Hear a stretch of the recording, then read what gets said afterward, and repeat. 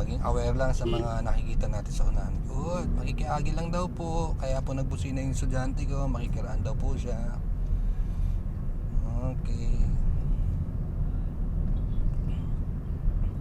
So alam na nung paa ni ma'am na kapag hindi ko kailangan yung gas pedal, nililipat niya sa brake pedal kaagad. Kapag nararamdaman niya bumibilis, inaalis niya agad yung paa niya kay gas pedal, lilipat kay brake pedal.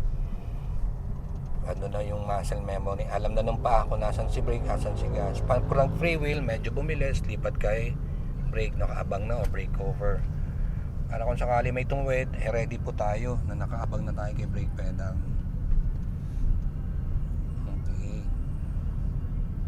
Medyo layo ka lang ng konti dito sa naka-e-bike. Pwede ka rin bumusina kahit isa para maging aware lang siya. Huwag ka lang masyadong malapit. Huwag ka masyadong lang malapit. Okay, tara-diretso ulit. Sundan lang natin kurbada kung saan papunta. Kurbada approaching to the left. Maintain yung linya na hindi ka lalampas sa guhit sa gitna. Medyo malapit sa gitna pero hindi po lalampas sa guhit sa gitna. Sunod lang sa kurbada, ma'am. A little left naman. Okay. Ayos. So approaching po tayo sa malaking intersection ng Magsaysay, Liboton, San Felipe. Diretso na tayo. Po, itong linyang ito, gagamitin mo po ito malapit doon sa mga motorcycle na yon. May pedestrian magpapatawid. Tapos i-ready mo na po yung signal light mo to the left. Kasi may plano tayo mag-left. Ito lang linyang ito ang gagamitin mo, ma'am.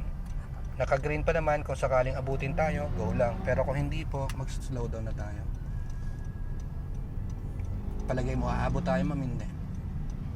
Hindi na po. Hindi po. So wag na natin pwersahin kasi 1 second na lang, oh.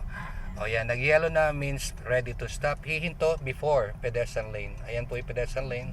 Forward pa tayo ng konti, ma'am. A little left ka nga, ma'am. Okay, and smooth braking. Full stop.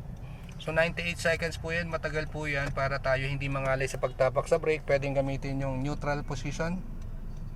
I-handbrake mo. Mali po yung handbrake natin. Mas gusto ko yung may tumutunog. Yun. Tapos release mo yung brake pedal.